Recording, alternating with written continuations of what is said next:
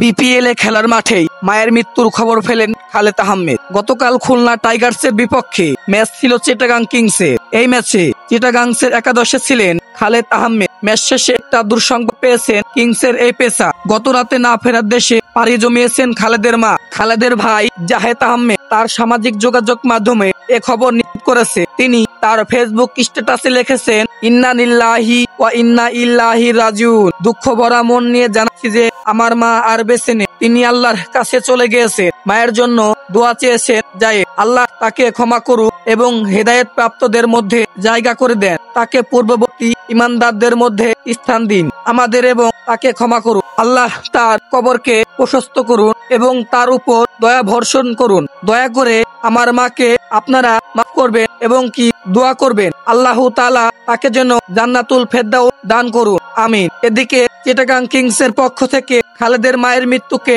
শোক জানানো হয়েছে। তারা সামাজিক যোগাযোগ মাধ্যমে লিখেছে, সৈয়দ খালেদ আহমেদের প্রিয় মায়ের মৃত্যুতে আমাদের গভীর সমবেদনা। আল্লাহ তাকে জান্নাতের সর্বোচ্চ মর্যাদা দান করুন। আজ সন্ধ্যায় চট্টগ্রামের ম্যাচ আছে রংপুরের বিপক্ষে। এই ম্যাচে খালেদের খেলার সম্ভাবনা খুবই কম।